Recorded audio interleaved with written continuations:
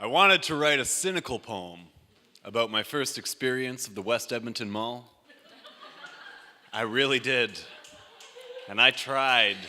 I started by twisting up the sickest prompt I could think of, remixing a memorial to those that we say died for our freedom with a memorial to those that I saw all around me at the mall that day, killing themselves in the name of the free market. And so I wrote, in West Edmonton, where the poppies smoked and sold in hawk shops row on row, and then I stopped because I felt sad, pathetic even,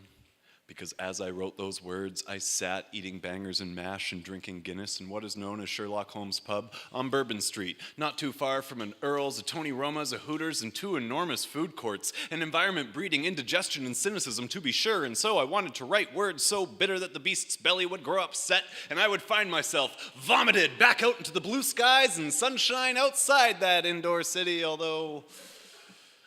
I have to accept that I went knowingly to the carnival of gluttony and that my cynical distance from the people in the place was as falsely manufactured as the hopes and dreams being sold there, as unhealthy as the grease pies I spent my entire day inhaling, and about as thoughtless as the consumerism in which I became submerged. You see, I went with two friends, and we spent the entire bus trip over preempting our feelings of disgust, voicing our sense of distance from shopping and malls and the people who inhabit them. My one friend said, "You know, the people watching is pretty good, but it kind of makes me feel like I'm at the zoo." To which I added, "You know,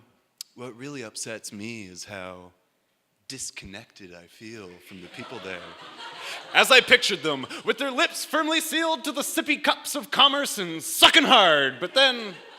in retrospect, I realized that what really upset me was how connected I felt to the people there, especially as my fingers began scratching at my wallet and excuses for spending began forming on my lips, because I have to accept that I can't live without coffee or meat and potatoes or beer or more coffee or an indoor gun range or mini golf that glows in the dark or seal shows or an indoor water park or an ice rink or bowling.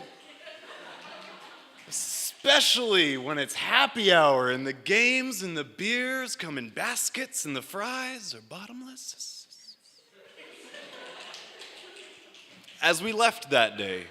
penniless and unsatisfied, I looked wistfully over my shoulder at the roller coaster park, and then I composed the following poem for my friends.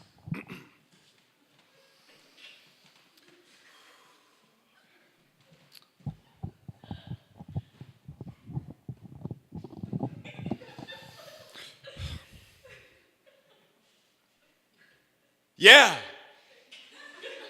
Fuck that place.